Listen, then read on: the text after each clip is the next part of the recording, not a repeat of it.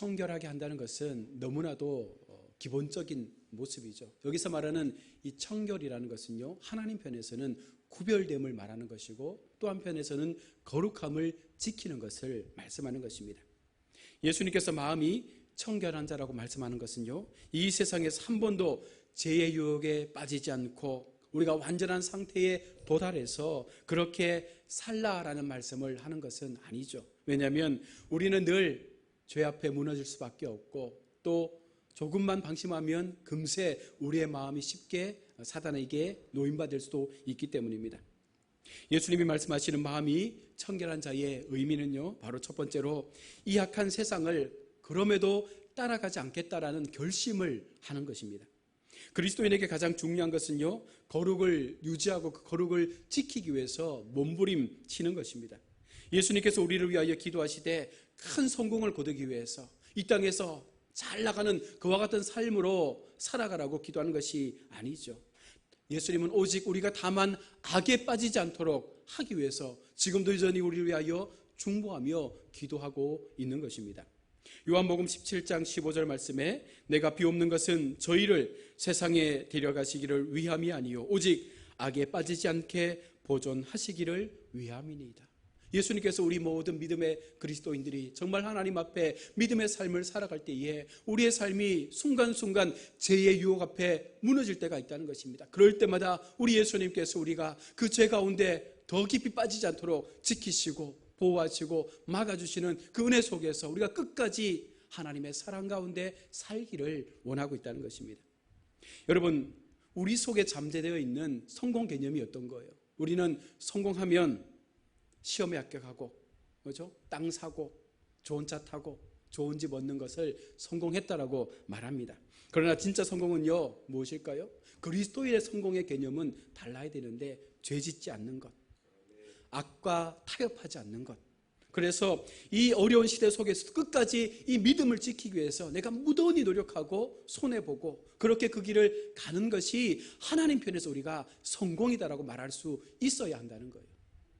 아무것도 이루지 못해도 그 거룩을 지킨 공동체가, 그 거룩을 지킨 하나님의 사람이 성공한 사람인 줄로 믿습니다. 뿐만 아니라 도저히 인간의 힘으로 불가능한 것을 여러분 기도를 통해서 그 기도를 감당해서 우리의 믿음을 지키는 것이 진짜 성공인 것이죠. 말세의 때에 참 믿는 자를 보겠느냐. 여러분, 이 마지막 때에 과연 얼마나 하나님을 온전히 믿는 사람, 악과 타협하지 않고 손해보고 그러함에도 불구하고 여전히 그 믿음을 지키기 위해서 기도하는 그와 같은 참 믿는 자가 얼마나 있겠습니까? 우리의 힘으로 불가능하고 그런 일에서 도망치고 싶어하는 것이 우리의 모습입니다. 그러나 끝까지 기도로 버텨서 정말 하나님이 주시는 그 영적 열매를 얻을 수 있는 것이 성공이죠. 이 영적 열매가 무엇입니까? 우리가 더 거룩해지는 거예요. 우리의 삶이 더 하나님 앞에 아름다운 모습을 통해서 우리를 바라보는 많은 사람들이 나의 삶 속에서 예수 그리스도의 향기를 맡을 수 있어야 한다는 것입니다. 아무리 여러분 우리 인생 속에서 많은 것을 누리고 가졌다 할지라도 내가 나의 삶을 통하여 예수님을 보여주지 못한다면 우리는 성공한 인생이 될 수 없는 것이죠. 하나님께 우리가 진정으로 성공한 삶을 우리가 요청할 때에 과연 우리는 어떤 마음을 가지고 하나님 앞에 서기를 원하고 있습니까? 그리스도인의 성공의 개념을 바꿀 때부터 우리는 그 출발을 시작할 수가 있는 것이죠. 우리의 기도를 여러분 돌아보십시오. 우리가 하나님 앞에 요청하는 우리의 간절한 기도의 모습들을 살펴보십시오. 먼저 그의 나라와 그의 의가 우선되고 있는지, 여러분 그 이후에 우리가 믿음으로 살면요 우리의 모든 필요는 하나님께서 덤으로 주시는 줄로 믿습니다. 여러분 그 은혜를 누리시길 바랍니다. 또한 두 번째로 마음이 청결한 자는요 하나님의 말씀을 들음으로써 불필요한 욕심을 버릴 수 있는 사람이 마음이 청결한 자죠. 예수님은 제자들에게 너희는 내가 일러준 말로 이미 깨끗하여졌다라고 요한복음 15장 3절은 말씀하고 있습니다. 우리 그리스도인의 사고의 특징은요 단순해야 됩니다. 그러나 명철해야 되죠. 여기서 단순하다는 것은요 말씀을 통해서 말씀만으로 우리의 사고의 범위를 넓히라라는 것이죠. 성도는요 말씀을 듣지 않으면 기준을 세워서는 안 된다는 것입니다. 어떤 결정을 할 때에도, 어떤 삶을 살아갈 때에도 하나님이 내게 주신 말씀이 무엇이고 그 말씀을 통해서 내가 어떤 결정, 어떤 삶을 살아야 하는지에 대해서 우리는 분명 고민하고 그 선택을 해야 하는 것입니다. 그래서 말씀은요, 우리의 시간을 절약해 주는 거예요.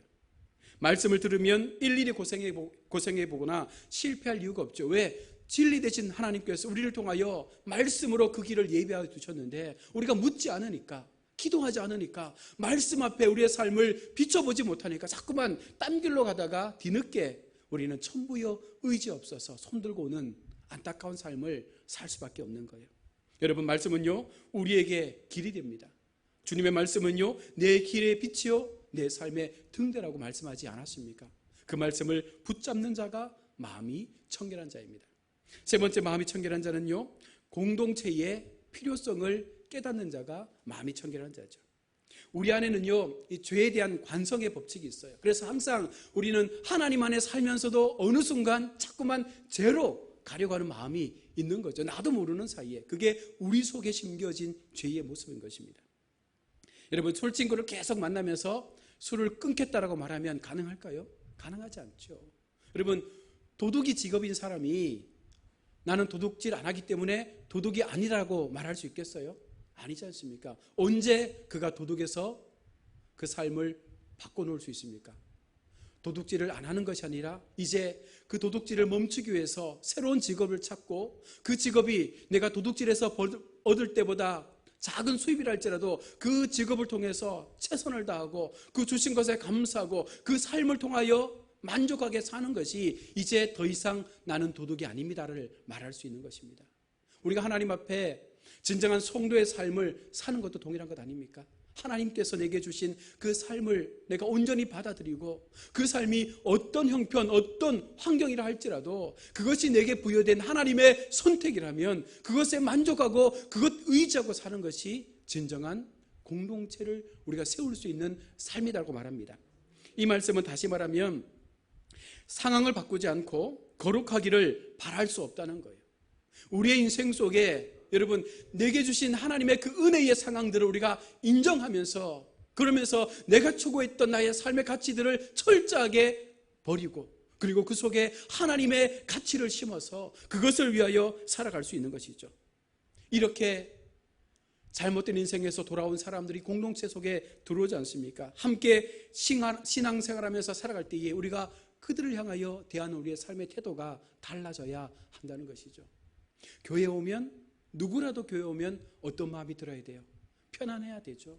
야, 이것이 진짜 하나님께서 말씀하시는 이 땅에서의 교회의 평화의 모습이구나.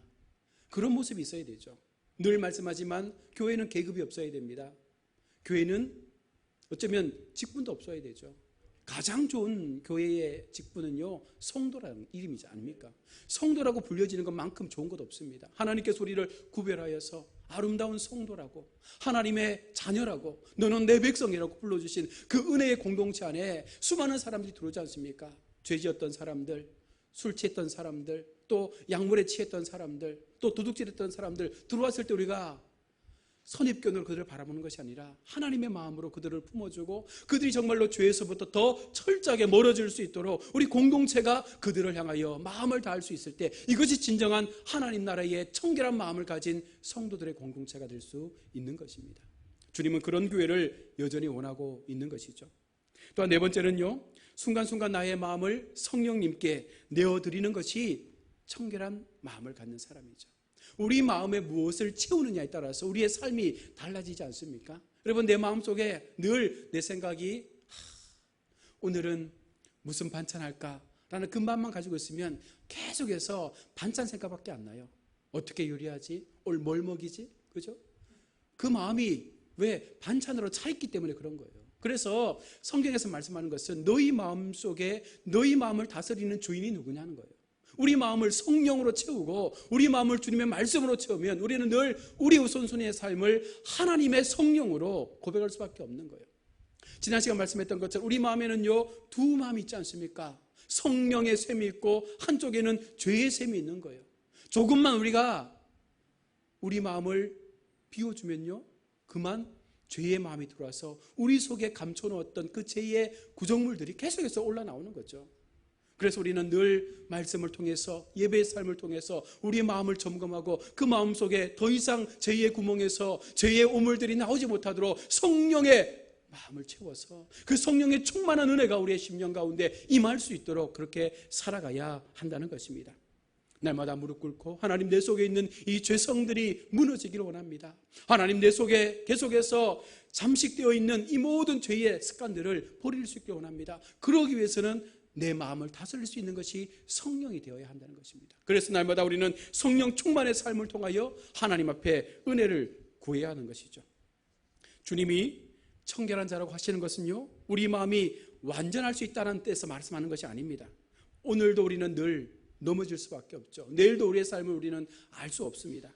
늘 넘어지고 자빠지고, 그러나 계속해서 일어나라라고 말씀하고 있는 것이죠. 우리가 넘어졌을 때 바로 여러분 일어나지 못하는 이유가 무엇일까요? 때로는 열심히 예수 믿었는데, 열심히 하나님 사랑한다고 기도했는데 또 넘어졌어요. 하나님께 미안한 거예요. 하나님, 내가 이 정도밖에 안 됩니까? 내가 그래도 교회의 목사인데, 그리고 내가 교회 권사인데, 집사인데, 10년 20년 믿은 것도 아닌데 내가 왜 이렇게 자꾸 넘어집니까? 라는 그런 고백 때문에 너무 부끄러워서 또 일어날 힘이 없을 때도 있다는 것입니다. 그러나 그와 같은 상황 속에서도 여전히 우리 주님을 의지하고 일어서는 것이 마음이 청결한 자의 모습인 것이죠. 하나님은 그와 같은 우리의 모든 삶을 다 받아주시겠다 말씀하는 것입니다. 용기를 내어서 정말 하나님 앞에 내 연약한 모습일지라도 그 하나님을 바라보면서 믿음으로 나아갈 때에 우리는요, 그 넘어짐을 하나님 앞에 일어섬의 용기로 회복할 수가 있는 것입니다. 여러분, 어린아이가 걷기 위해서 수십만 번 넘어진다고 하잖아요. 그래야 걸을 수 있는 것처럼 우리도요, 정말 하나님 앞에 조금 더 거룩한 삶을 살기 위해서는요, 수십 번, 수백 번 넘어지는 훈련을 해야 되는 것입니다. 그러면서 뭘 깨달아요? 하나님께서 그 순간 나와 함께 하신다는 사실을 경험하지 않습니까? 그래서 우리는 은혜를 고백하는 거예요. 그렇지 못하고 무던하게 믿으면, 그죠? 모태신앙 되는 거예요. 아무것도 못하지 않습니까? 우리는 정말 하나님의 은혜를 순간순간 경험하면서 내 속에 하나님께서 어떻게 나를 만지시고 세워가시는가를 경험할 수 있기를 축복합니다. 자, 그러면 마음이 청결한 자는요, 어떤 복을 주셔요? 하나님을 볼 수 있는 복을 주시겠다 말씀합니다. 거룩하게 우리의 마음을 진리로 세워서 말씀 앞에 성령 충만의 삶을 통해서 우리의 마음이 청결해지는 순간 우리가 하나님을 보게 되는 은혜를 허락해 주신다는 것이죠. 이 세상의 엄청난 죄악 가운데 죄에 지지 않고 여러분 끝까지 하나님 앞에 거룩함을 지키려는 이 마음을 가지고 기도하는 사람들에게는요, 하나님을 볼 수 있는 은혜 주시는 거예요. 하나님 보면 끝나는 것 아닙니까? 하나님의 보좌 앞에 서서 하나님이 나를 바라보시면 우리의 인생의 모든 것은요, 끝나는 거예요. 더 이상 고민할 것도 없는 것이죠. 우리 사도행전에서 스데반 집사의 이야기를 알고 있습니다. 스데반이 복음을 전하다가 이제 복에 돌에 맞아 죽게 된 상황에 놓여 있습니다. 인간적 방법으로 그는요, 보복하려 하지 않아요. 끝까지 무릎 꿇고 하나님의 보좌를 바라보면서 그들의 죄를 용서해 줄 것을 기도했을 때 하나님께서 그 보좌 우편에서요, 스데반을 바라보고 있었다라고 말씀하고 있는 것이죠. 여러분, 이것이 청결한 마음을 가진 그리스도인의 삶의 모습인 거예요. 그래서 공동체 속에 누가 있어도 우리는 그들을 이 마음을 가지고 바라볼 수 있는 성품을 갖게 되는 것이죠. 행여라도 내 마음 가운데 누군가를 미워하고 행여라도 내 마음 가운데 누군가와 경쟁하고 싶은 잘못된 그런 모습이 있다면 우리는 그 마음을 버려야 됩니다. 그래야 하나님을 볼 수 있는 것이죠. 여러분, 우리가 흔히 이런 말하죠. 어떤 기도가 센가? 어떤 분의 기도가 더 강한가라는 말들을 많이 하는데요. 여러분, 어떤 사람 기도가 센 기도일까요? 어떤 모습으로, 어떤 마음을 가지고 기도하는 것이 가장 센 기도일까요?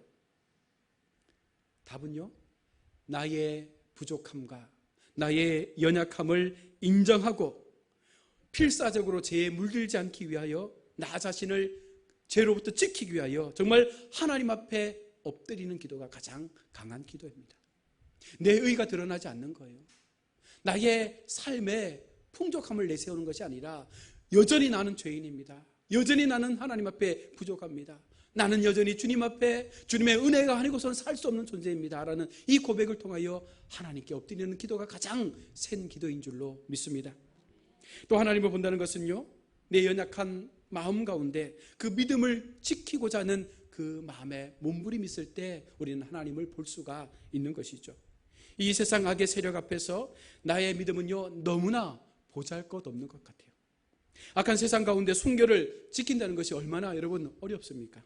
그런데도 그 약한 믿음을 포기하지 않을 때, 여전히 세상으로부터 돌을 맞고 여전히 세상으로부터 여러 가지 많은 환난과 고난을 당해도 그러나 끝까지 그 믿음을 지키기 위해서 몸부림치는 그 성도가 하나님을 보게 되는 것입니다. 여러분, 기적이 나타나면 좋아요? 좋죠. 그런데 다 좋은 건 아닌 것 같아요. 왜냐하면 어떤 사람은 기적을 통해서 믿음이 더 자라나는 사람이 있고, 어떤 사람은 그 기적 때문에 교만해서 훨씬 더 믿음이 도태하는 경우도 있더라는 것이죠. 바로 청결한 것과 청결하지 못한 것의 차이입니다. 마음이 청결한 자는요 기적을 주시면 그 기적을 통해서 더 하나님 앞에 우리의 마음을 낮추잖아요. 기적을 주신 하나님, 정말 나를 사랑하시는구나, 이 부족한 나를 사랑하셔서 이런 은혜를 순간마다 주시는구나, 그 마음을 가지고 더 하나님 앞에 낮아지려고 하는데, 그 마음이 청결하지 못한 사람들은요 하나님을 보지 못하니까 어떻게 살아요? 자기를 보는 거예요. 그래서 어느 정도 시간이 지나면 그렇지, 내가 누군데, 나는 이 정도는 할 수 있어 라는 그런 교만함들이 그 마음을 무너뜨리게 되는 것입니다. 여러분, 마음이 청결한 자는요 주님을 볼 수 있습니다. 주님을 보는 자는요 절대로 우리의 삶을 나타내거나 드러내거나 내세우지 않습니다. 끝까지 하나님이 하셨음을 고백하면서 그 믿음 속에서 우리의 삶을 살게 되는 것입니다. 결국 믿음으로 나아가는 자는요 더욱더 믿음이 생기는 것이고, 그러나 긴가민가 의심하면서 자신을 믿는 사람들은요 역시 그 믿음이 식을 수밖에 없는 것입니다. 여러분, 점검하십시오. 나의 믿음이 식어가고 있습니까? 아니면 나의 믿음이 더 뜨거워져 가고 있습니까? 그것은 내 마음에 청결함이 있는가, 내 마음에 성령 하나님의 충만한 임재가 있는가에 따라서 분명히 달라질 수가 있다는 것입니다. 하나님의 보좌 앞에 나아가 하나님 앞에 우리의 자신을 깨끗하게 하는 것만큼 우리 신앙에 중요한 것은 없습니다.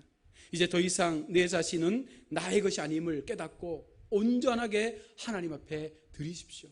전적인 헌신을 통해서 자발적 그 신앙의 깊은 자리까지 나아갈 수 있다면 하나님은요 우리를 더 아름다운 은혜의 복으로 우리를 회복해 가실 것입니다. 오직 주님만 사랑할 수 있도록 여러분 기도합시다. 오직 주님의 은혜만이 나를 살릴 수 있음을 고백하며 기도로 삽시다. 그러면 우리가 지금까지 고민했던, 우리가 지금까지 염려했던 수많은 인생의 어려움들, 고통들, 많은 우리의 기도의 제목들 어느 순간 회복되어져 있음을 보게 될 줄로 믿습니다. 주님이 기뻐하지 않는 것은요 가감하게 버릴 수 있어야 합니다. 주님이 원하지 않는 우리의 신앙의 태도 가감하게 고칠 수 있어야 합니다. 정말 주님께서 기뻐하시고 주님께서 원하시는 방향으로만 나아갈 수 있도록 날마다 우리가 이 신앙의 영적 싸움에서 몸부림치고 우리의 마음을 지켜갈 수 있다면 바로 그때 우리는 하나님을 보게 되는 것이죠. 그러면 주님이 가장 나와 가까이 일하심을 우리는 경험하게 되는 줄로 믿습니다. 말씀을 맺겠습니다. 사랑하는 우리 성도 여러분, 팔복의 오늘 6번째, 마음이 청결한 자는 하나님께서 복을 주시겠다 말씀합니다. 어떤 복이에요? 하나님을 보는 복이에요. 그 세상, 이 세상 어떤 곳과도 바꿀 수 없는 복, 하나님을 만나고 하나님을 경험하고 하나님을 우리가 하나님의 그 거룩한 보좌 앞에서 목전에서 볼 수 있는 것만큼 놀라운 복은 없습니다. 오늘 그 복의 주인공들이 다 되셔서 정말 이 땅을 믿음으로 온전한 주님의 사랑과 능력으로 우리 모두가 힘차게 살아드림으로 끝까지 승리의 여정 걸어가시는 우리 모두가 될 수 있기를 주님의 이름으로 축원합니다. 아멘. 우리 한번 이 시간 말씀